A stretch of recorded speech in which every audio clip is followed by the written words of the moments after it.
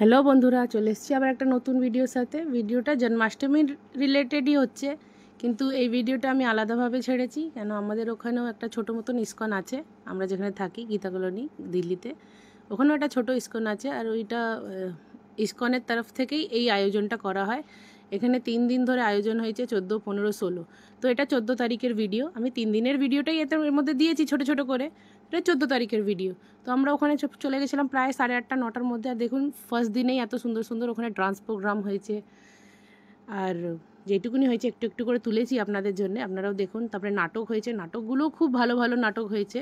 এই নাটকটাতেও দেখিয়েছে যে ঠাকুরের সামনে কি কি বললে আমাদের কেমনি কি হয়, ঠাকুর আমাদেরকে কি করে সাপোর্ট করে।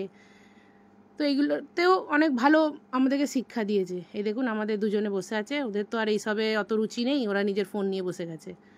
তো এখানেও লাস্টের দিকে এই যে হরে কৃষ্ণ করে একটু গান ওয়ান হলো প্রথম দিনটা। এই যে হচ্ছে, আপনারা দেখছেন,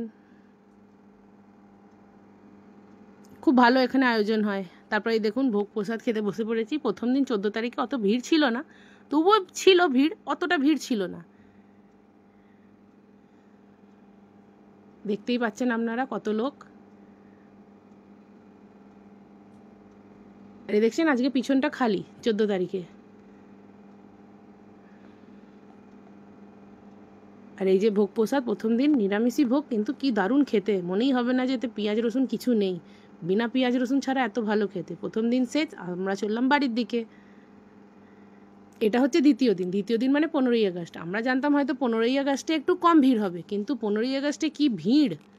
এই দেখুন, আমরা সেদিনকে ফার্স্টের দিকেই বসেছিলাম, আর এই দেখুন কত লোক। এটা ভোগ খাওয়ার সময়, সেদিনকে বেশি ভিডিও করা হয়নি, এটা ভোগ খাওয়ার সময়। এই দেখুন পিছনে, আর আপনারা এর আগের ক্লিপটাতে দেখতে পেয়েছিলেন কি পিছনের জায়গাগুলো সব খালি ছিল।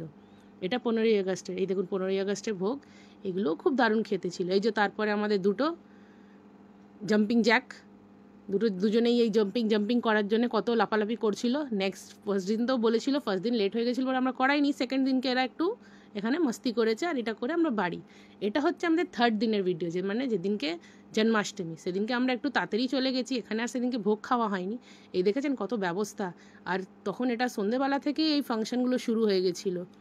আর এটা এত বড়ই আয়োজন হয় যে ছোট ছোট রকম ঝাঁকি। এ দেখুন, এখানে কৃষ্ণ দোলানো হচ্ছে, আমরাও দুলিয়েছি ঝুলা। তারপরে নানান রকমের সাজগোজ করে সব ছোট ছোট বাচ্চারা এখানে দাঁড়িয়ে থাকে।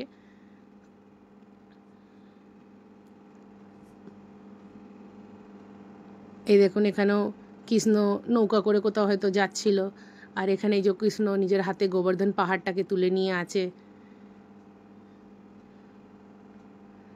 নানান রকমের এখানে করে। এখানেও রাধাকৃষ্ণর কিছু আছে।